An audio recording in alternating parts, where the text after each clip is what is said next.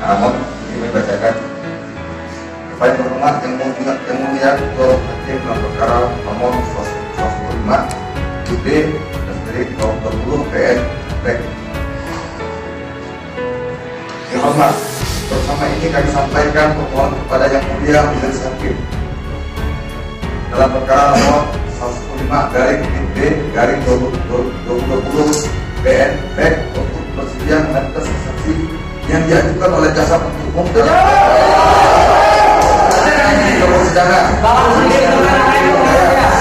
Adapun maksud kami selaku penasihat hukum tentu SA adalah agar memberikan keterangan akan lebih efektif, terutama dalam menggali keterangan saksi yang berkaitan dengan dakwaan jaksa penuntut umum.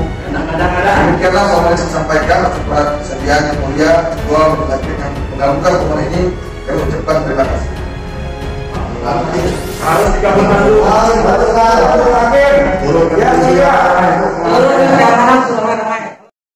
Terima kasih sebelumnya.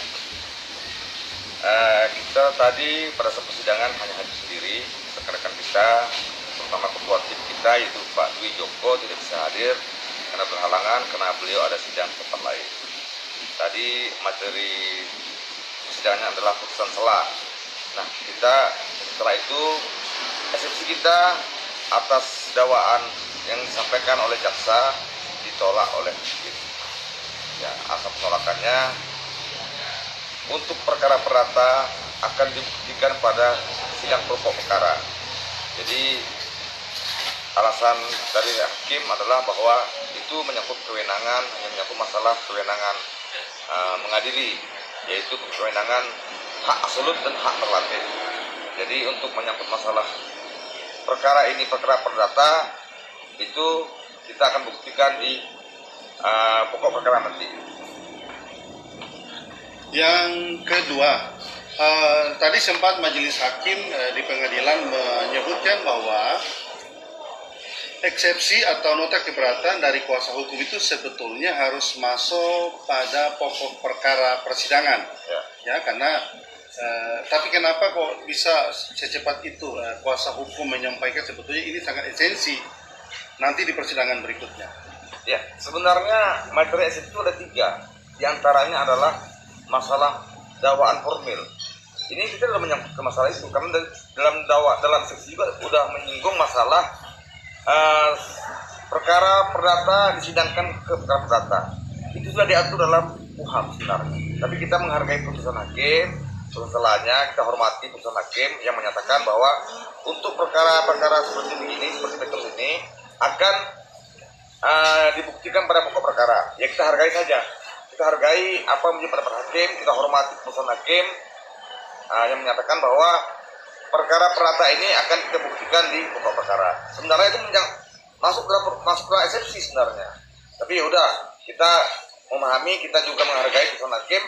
Ya, kita akan buktikan nanti di pokok perkara bahwa perkara Petrus dan kawan-kawan adalah perkara perdata.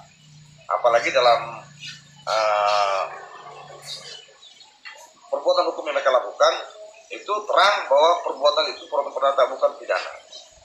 Yang ketiga, Pak Jakaria, tadi memang majelis hakim juga menyinggung di persidangan bahwa agenda persidangan minggu depan hari Senin itu agenda menghadirkan saksi oleh JPU.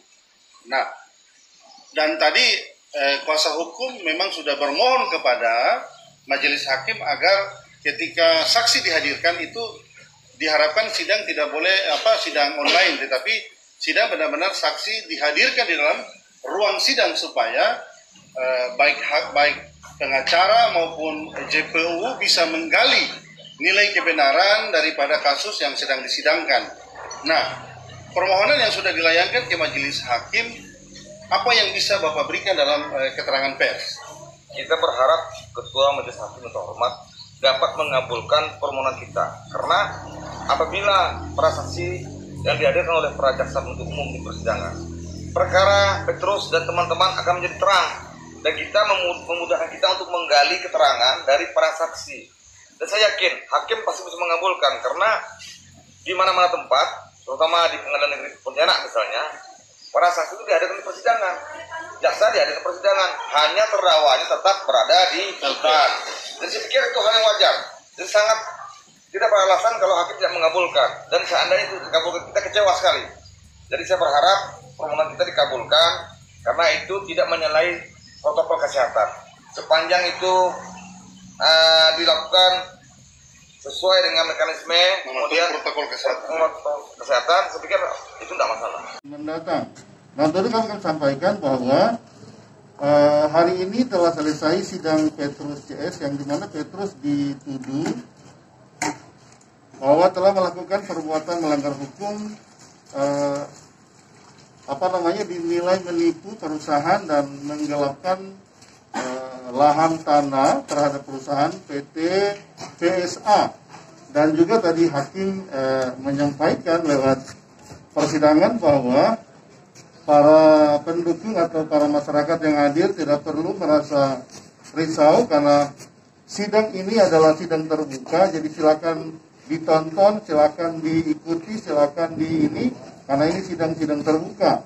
Dan tentu dalam persidangan ini juga hakim menyinggung bahwa tetap mengedepankan praduga tak bersalah. Jika nanti dalam sidang-sidang berikutnya telah digali unsur kebenaran dan memang dinyatakan bahwa para tersangka tidak terbukti, maka pengadilan akan membebaskan mereka. Dan sebaliknya jika nanti di dalam persidangan selanjutnya ada bukti atau memang mereka dinyatakan bersalah, ya memang mereka harus dihukum. Tadi majelis hakim atau ketua majelis sudah dapat menguraikan secara mendalam, dan sidang ini sidang terbuka. Jadi siapa saja boleh datang untuk bisa melihat langsung jalannya persidangan ini. Nah, dapat juga kami sampaikan bahwa sidang berikutnya nanti pada Senin mendatang agendanya adalah menghadirkan saksi atau mendengarkan keterangan saksi.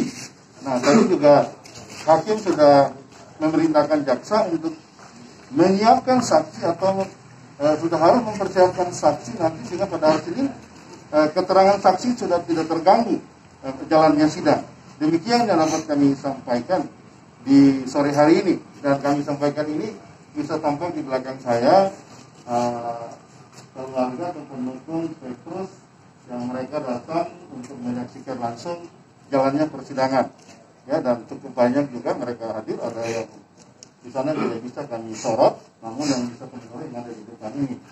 Dan kami sampaikan bahwa sidang lanjutnya nanti hari Senin mendatang di Pengadilan Negeri Bengkayang